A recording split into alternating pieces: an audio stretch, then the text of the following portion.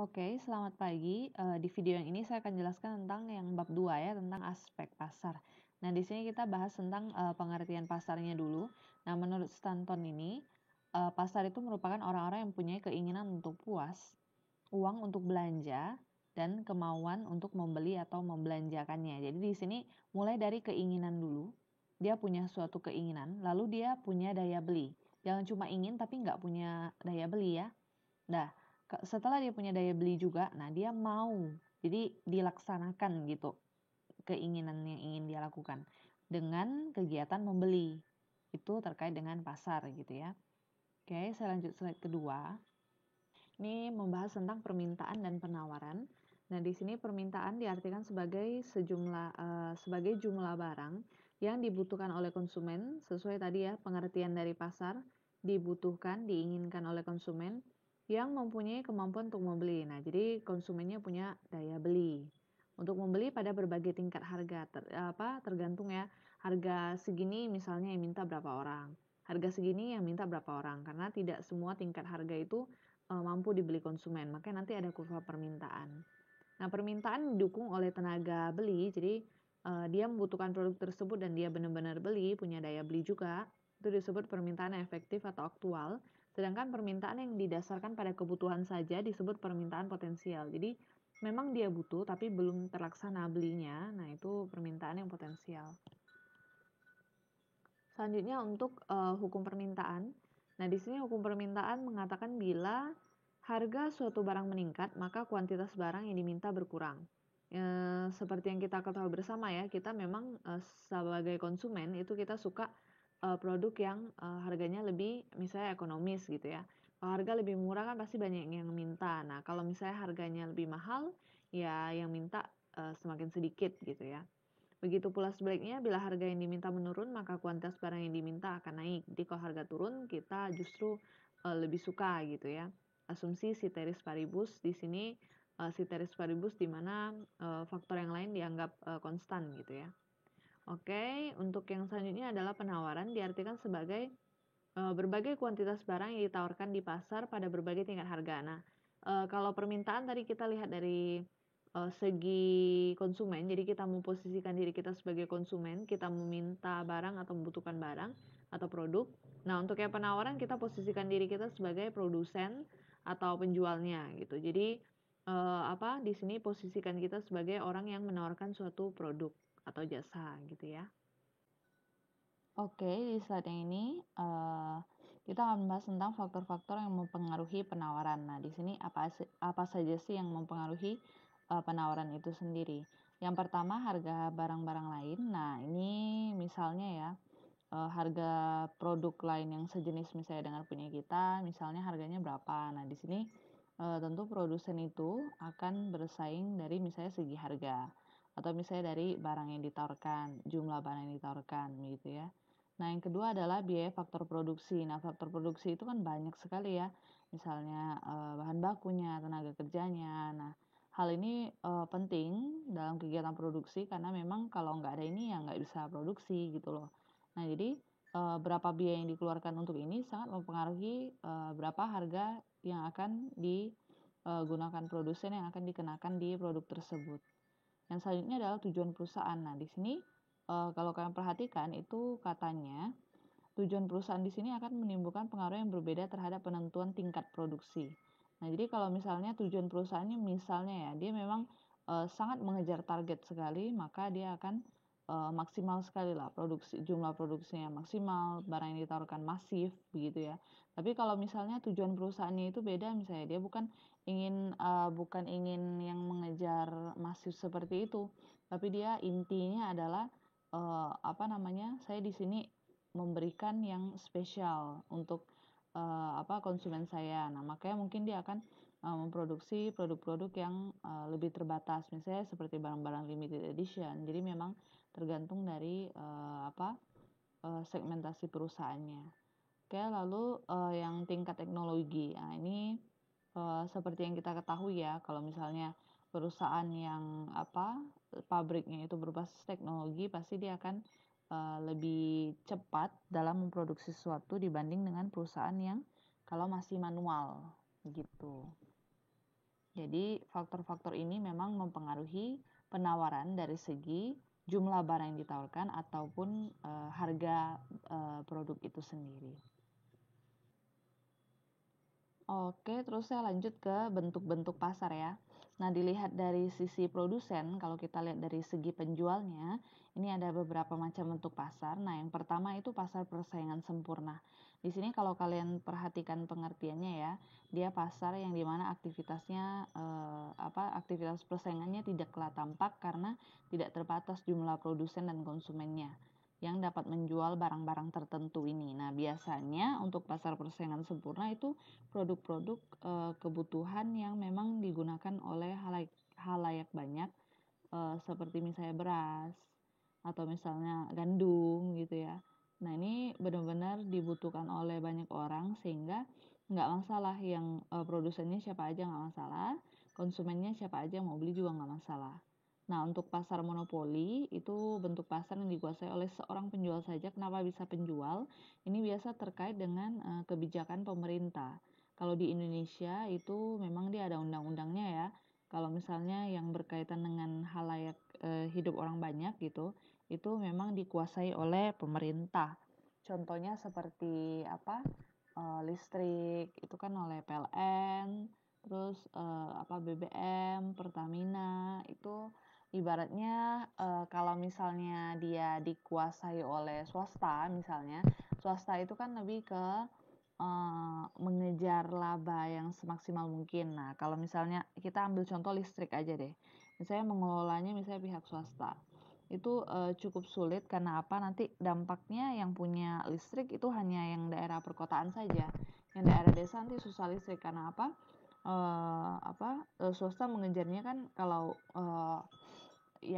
daerah terpencil, nah itu kan mungkin yang menggunakan sedikit gitu kan, jadi mungkin tidak sesuai antara beban yang dikeluarkan dengan laba yang akan diterima, jadi mungkin tidak akan pengguna listrik itu di daerah itu nanti akan kesulitan. Tapi kalau misalnya dia dikuasai oleh pemerintah, tujuan pemerintah sendiri itu kan ingin mensejahterakan masyarakat. Nah, kalau misalnya jadi itu warga-warga yang ada di daerah terpencil itu juga akan kebagian listrik karena memang tujuan pemerintah itu memang mensejahterakan rakyatnya, seluruh rakyatnya, makanya diusahakan. Walaupun memang itu menjadi misalnya beban segala macam ya, tapi memang itu kewajiban pemerintah. Nah, pendanaannya kan macam-macam, bisa pajak segala macam seperti itu. Jadi yang dikejar pemerintah itu memang tidak serta-merta seperti swasta harus laba gitu, tapi dia memang lebih mengutamakan masyarakat. Makanya kalau di Indonesia pasar monopoli itu untuk yang hal-hal yang seperti itu ya, memang seperti PDAM segala macam gitu ya.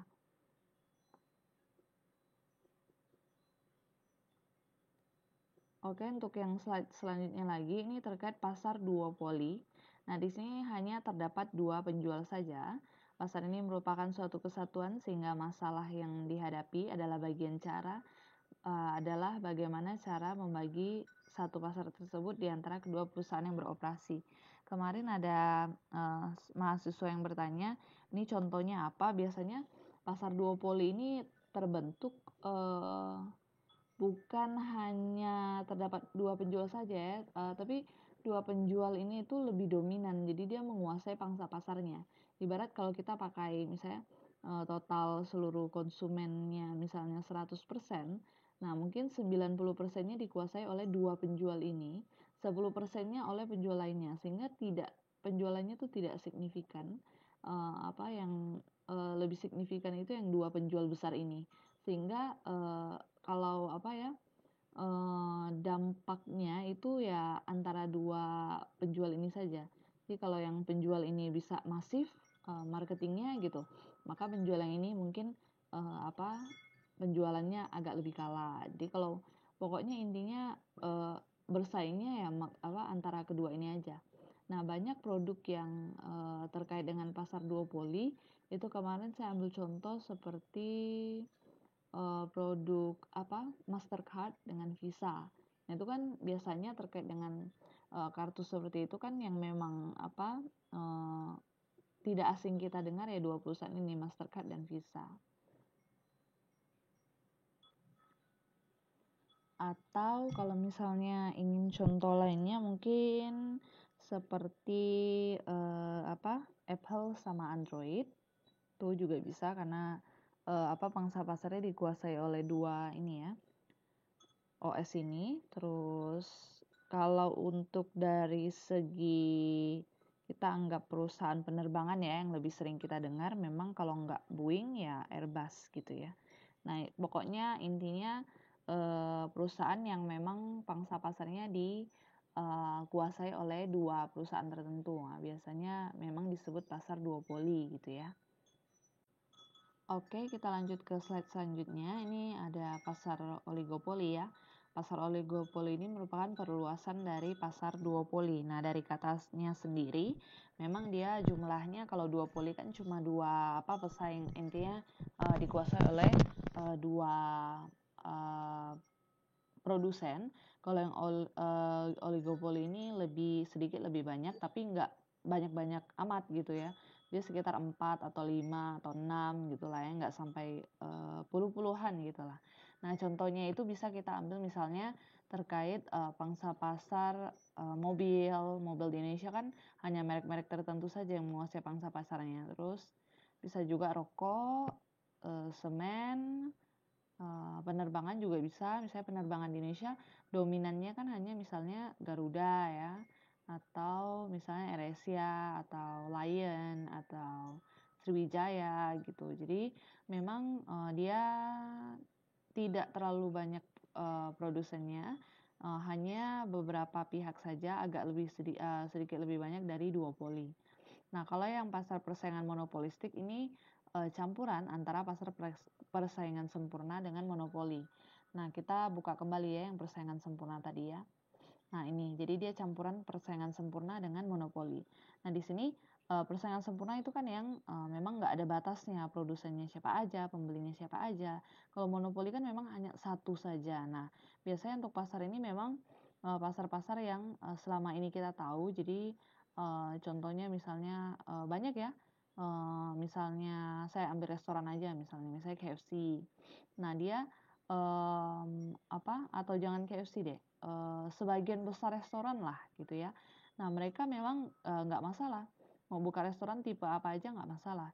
Cuma setiap restoran pasti mereka berusaha untuk menciptakan suatu yang khas dari perusahaannya sendiri. Nah, misalnya restoran cepat saji itu kan banyak. Nah, cuma mungkin kalau misalnya KFC apa yang dia buat khas dari dia sendiri yang menyebabkan ya cuma hanya ada di dia aja misalnya gitu ya. Atau misalnya dari segi produk-produk tertentu misalnya produk sabun atau produk deterjen segala macam atau misalnya saya ambil sabun aja misalnya. Nah, di sini produk sabun itu banyak sekali. Nah, cuma jadi dia termasuk persaingan sempurna kan siapa aja boleh buka gitu. Nah, cuma dari segi monopolinya dia pasti ambil sesuatu yang khas yang ingin dia ciptakan di mana produsen lain itu nggak ada. Nah, misalnya untuk dari sabun misalnya, oh ya Dettol. Dettol itu ngejarnya intinya dia itu ingin punya dia itu paling sehat misalnya. Jadi dia nggak ngejar yang untuk halus segala macam atau wangi. Intinya dia adalah ingin yang sehat misalnya gitu ya. Oke, yang selanjutnya ini bentuk pasar kalau dilihat dari sisi konsumen. Nah, yang pertama ada pasar konsumen, yang kedua pasar industri, untuk yang ketiga itu yang pasar reseller, terus ada pasar pemerintah dan pasar internasional. Nah, untuk yang pasar konsumen ya ini memang contohnya seperti kita misalnya yang menggunakan produk-produk yang memang untuk diri kita pribadi. Pasar industri berarti biasanya ini yang mau beli itu ya pihak-pihak industri di mana mereka masih mau produksi lagi atau memang mereka distribusikan kembali. Nah, ini yang selanjutnya ini reseller.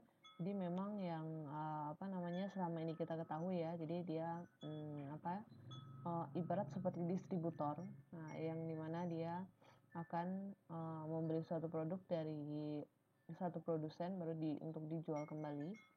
Lalu yang pasar pemerintah ini merupakan unit pemerintah yang membeli menyewa segala macam untuk menjalankan tugasnya. Ini seperti biasa ya.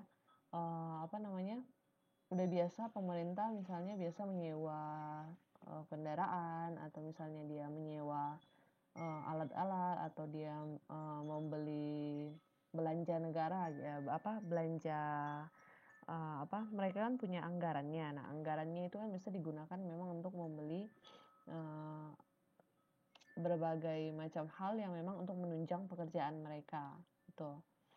Oke, yang terakhir itu pasar internasional berkaitan dengan konsumen yang internasional.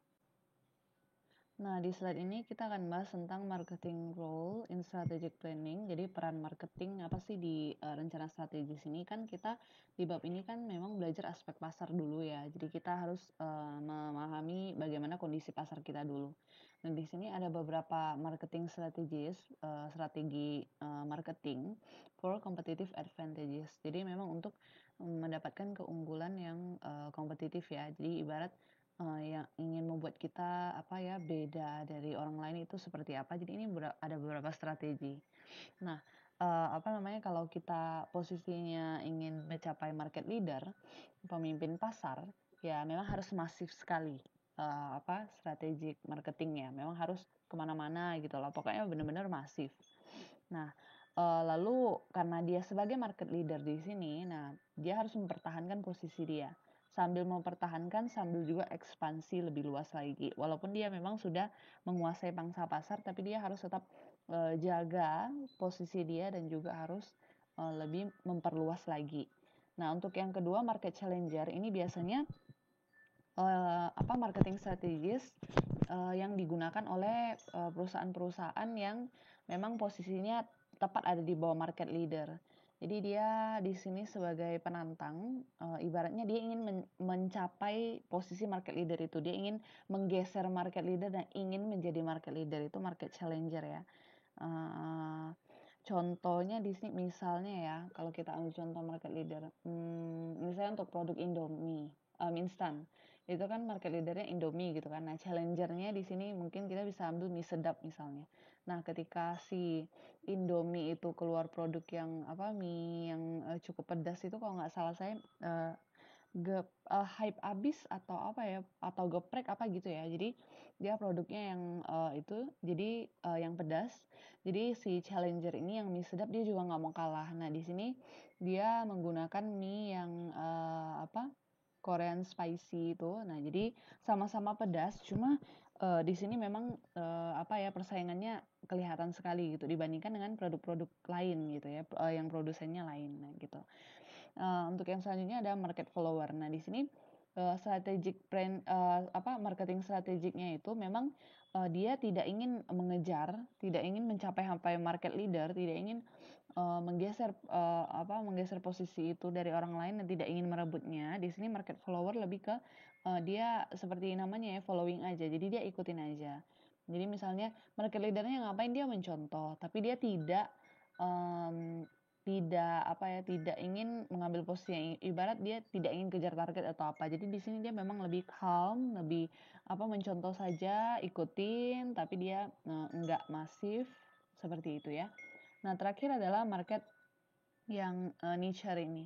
Nah, di sini market niche itu dia pemikirannya ini termasuk marketing strategis juga, cuma dia pola pikirnya dia ingin memfokuskan diri di suatu segmen tertentu. Jadi dia tidak ingin ibaratkan kalau misalnya kita baca-baca buku yang marketing ya. Jadi kalau sesuatu yang masif atau terlalu kemana-mana secara global itu juga dirasa oleh market niche ini kurang fokus. Jadi dia ingin lebih fokus ke segmen tertentu.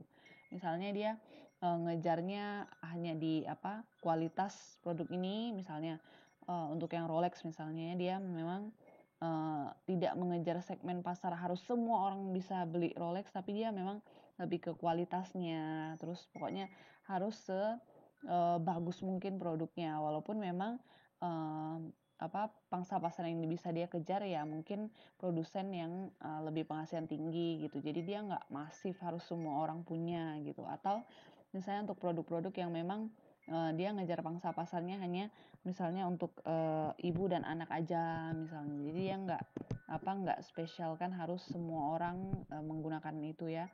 Seperti contoh yang saya baru baca beritanya itu. Jadi di Jakarta itu dia ada satu perusahaan, bukan perusahaan ya, menyediakan jasa. Jadi dia itu dokter gigi, di mana dia memang menspesialkan brand dia itu memang untuk ibu dan anak.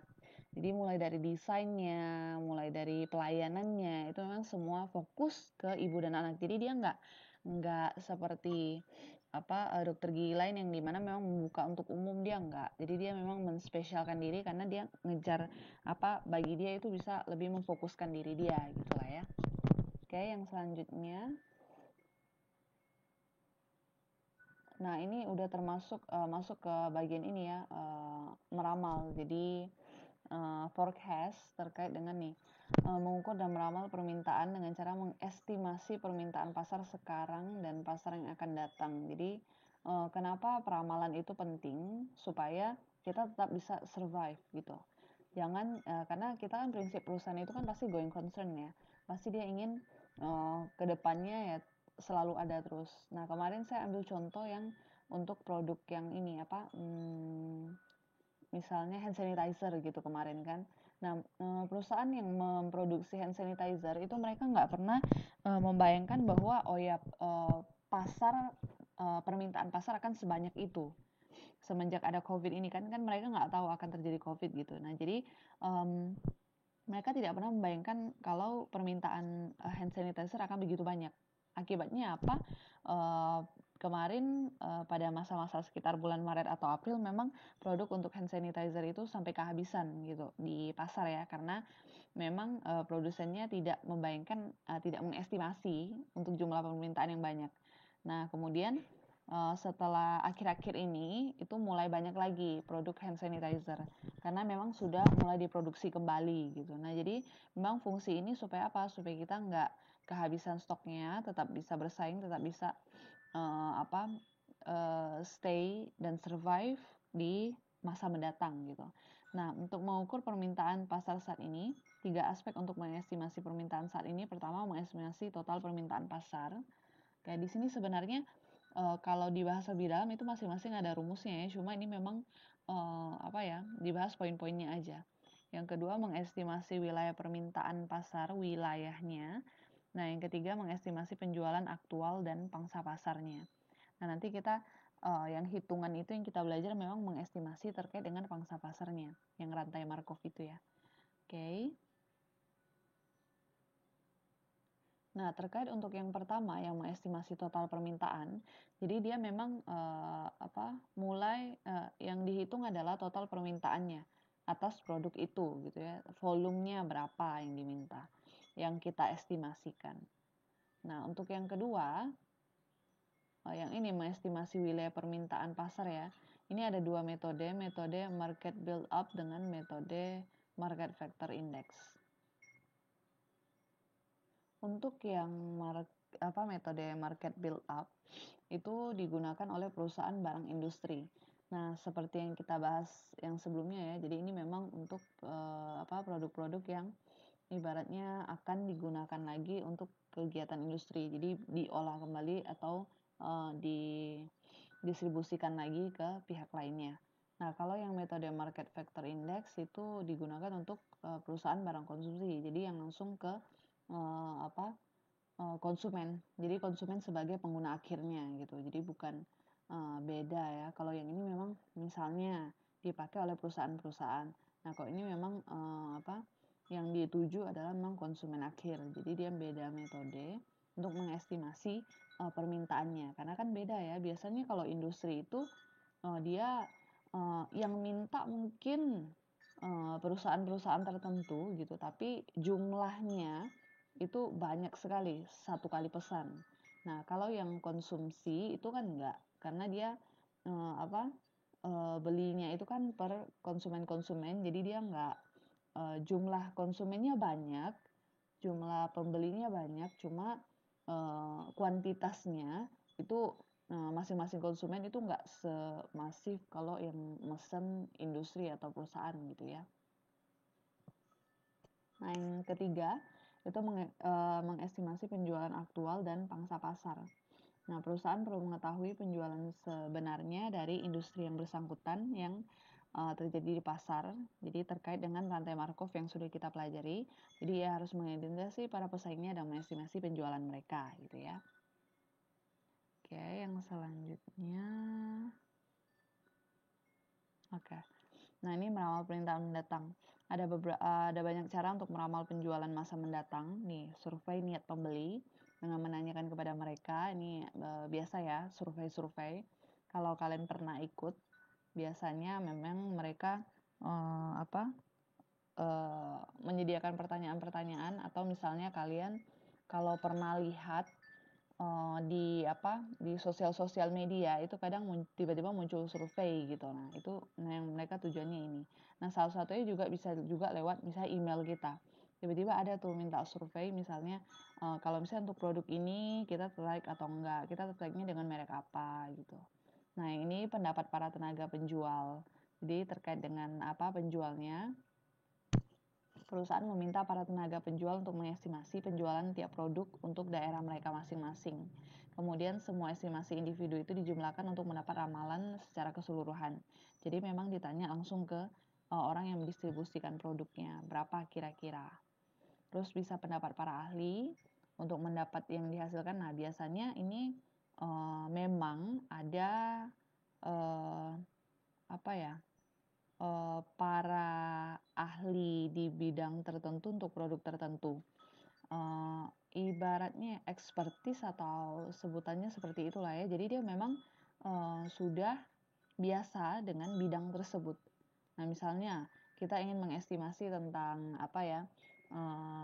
bagaimana tentang pangsa pasar misalnya untuk tourism. Kan sekarang memang untuk perusahaan yang tourism semasa COVID ini kan nyangkut nih misalnya.